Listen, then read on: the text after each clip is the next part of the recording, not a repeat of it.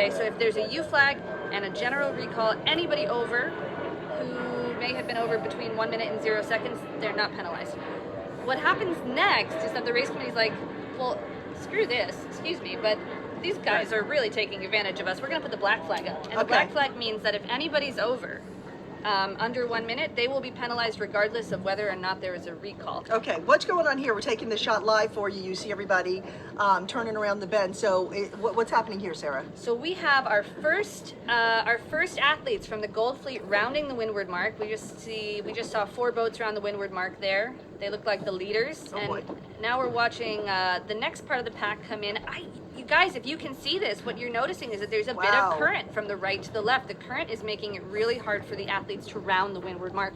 So you just watched a bunch of boats there try to avoid the mark. I bet you, Cynthia, we're going to see a lot of boats hitting the mark today. Wow, they look like they're about to capsize there. There we go. We got one bailing out, going to make a jibe around and try for it again.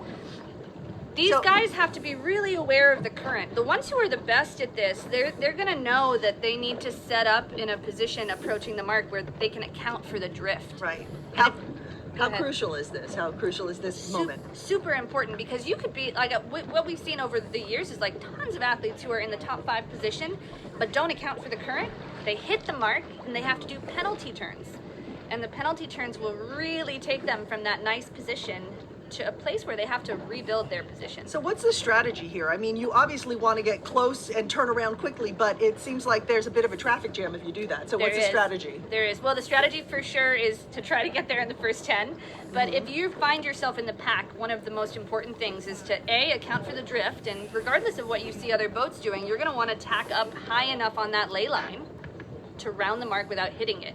If you tack onto starboard, you have rights over everybody who's on port. So the athletes who get that right, who tack in the right place, who don't drift into the mark, they will have the advantage over everybody else coming at them. Okay, so we just went upwind and they're making their first turn, and this is for the reach. This is for the reach. Now we have probably 20-30% or more of the fleet on the reach here. We're still watching boats hit the mark. This is really tough racing when the current is a little more important than the breeze. It can really make it such a challenge for these athletes. That's a gold division there, and it looks like silver is getting back on the line. So as soon as they get the thumbs up, we'll pop that back in. What are we looking at here, Sarah? Oh yeah, we're still watching these guys round the mark, and right now, from where we're sitting on the media boat, we can see the leaders coming. But look at this! Look at these guys. They are really struggling here, and you can see the ones who went far enough to the ley line, right? You can see the ones who went far enough, just sailing by the people who are trapped in that cone. And this really is a 90-degree turn, correct? You go upwind, and then is the reach a 90-degree turn? Yes, okay. It would be a 90-degree turn in theory from where from your upwind wind direction. And what's the hardest portion of the sail? You know, that would depend, I guess, on what your